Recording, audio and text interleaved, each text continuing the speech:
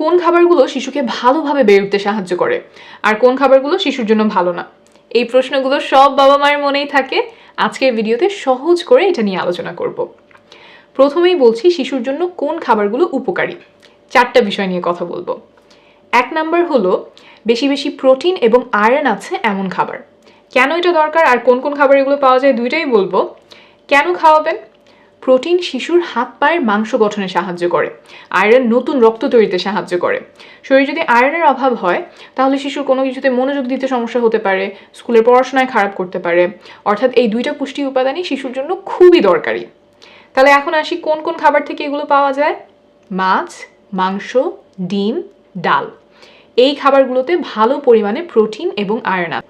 শিশুর প্রতিবেলার খাবারেই এর মধ্যে থেকে যে কোনো একটা খাবার রাখার চেষ্টা করবেন। 2 নাম্বার খাবার হলো ব্রেইনের জন্য উপকারী খাবার। শিশুর ব্রেইন যাতে ভালোভাবে তৈরি হয় সেই জন্য প্রয়োজন ওমেগা 3 ফ্যাট। শিশুর মেধা বিকাশেও সাহায্য করতে পারে ওমেগা 3 ফ্যাট, কিন্তু এই ফ্যাটটা আসলে শিশু শরীর নিজে থেকে বানাতে পারে না, খাবার থেকে নিতে হয়। তাহলে কোন খাবার থেকে এই ফ্যাট পাওয়া যায়? তৈলাক্ত মাছে ভালো পরিমাণে এই ফ্যাট পাওয়া যায়, যেমন ইলিশ মাছ, পুঁটি মাছ, চাপিলা মাছ, পার্শে মাছ, কাজলি বা বাঁশপাতা মাছ, মহাশোল মাছ, এগুলোতে ভালো পরিমাণে ওমেগা 3 ফ্যাট আছে। এছাড়াও কই মাছ, পাবদা মাছ, চিংড়ি, ভেটকি মাছ, মলা মাছ, এইসবেও অল্প পরিমাণে ওমেগা 3 ফ্যাট আছে। সপ্তাহে অন্তত একবেলা শিশুকে তৈলাক্ত মাছ খাওয়ানোর চেষ্টা করবেন।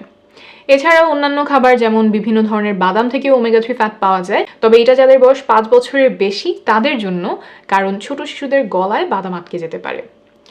3 নাম্বার খাবার হলো হাড়গোড় শক্ত করে এমন খাবার। শিশুর হাড়গোড় যাতে ভালোভাবে তৈরি হয় সেই জন্য দরকার ক্যালসিয়াম। দাঁতগুলো যাতে মজবুতভাবে তৈরি হয় সেই জন্যও ক্যালসিয়াম দরকার। তাহলে চলুন এখন জেনে নিই যে কোন খাবারে বেশি পরিমাণে ক্যালসিয়াম পাওয়া যায়। ক্যালসিয়ামের জন্য আমি প্রথমেই পরামর্শ দিব দুধ খাওয়ানোর। শিশুকে প্রতিদিন অন্তত 1.5 গ্লাসের মতো দুধ খাওয়াবেন।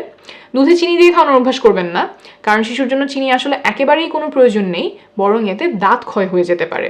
তাই চিনি দেওয়া কোনো খাবার শিশুকে না দেওয়ার চেষ্টা করবেন। গুড়, মধু, এগুলোতেও একই ধরনের ক্ষতি হয়, তাই এগুলোও এড়িয়ে চলার চেষ্টা করবেন। ক্যালসিয়ামের জন্য শিশুকে দইও খাওয়াতে পারেন, তবে সেই ক্ষেত্রেও মিষ্টি দইটা না দিয়ে টক দই দেওয়ার চেষ্টা করবেন। 4 নাম্বার খাবার হলো নানান ধরনের ফলমূল এবং শাকসবজি। শিশুর চোখ, ত্বক, চুল এবং শরীরের অন্যান্য অংশ সঠিকভাবে বেড়ে ওঠার জন্য অনেক ধরনের ভিটামিন মিনারেল প্রয়োজন। আর এইসব ভিটামিন মিনারেল ভালো পরিমাণে পাওয়া যায় ফলমূল এবং শাকসবজিতে।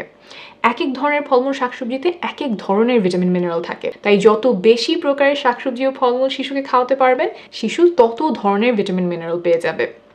6 মাস বয়স থেকেই শিশুকে বিভিন্ন ধরনের বিভিন্ন রঙের ফলমূল এবং শাকসবজি খাওয়াতে শুরু করবেন। প্রথম প্রথম হয়তো শিশু 1-2টা ফল বা সবজি পছন্দ করবে, কিন্তু আপনি অল্প অল্প করে অন্যান্য শাকসবজি এবং ফলমূলও দিতে থাকবেন, যাতে আস্তে আস্তে শিশু সেগুলোরও স্বাদ এবং গন্ধ পছন্দ করতে শুরু করে। প্রতিবেলার খাবারেই শিশুর জন্য শাকসবজি এবং ফলমূল রাখার চেষ্টা করবেন, যেগুলো আপনি সহজেই পাবেন, এলাকায় সহজলভ্য, সেগুলো দিয়ে শুরু করতে পারেন।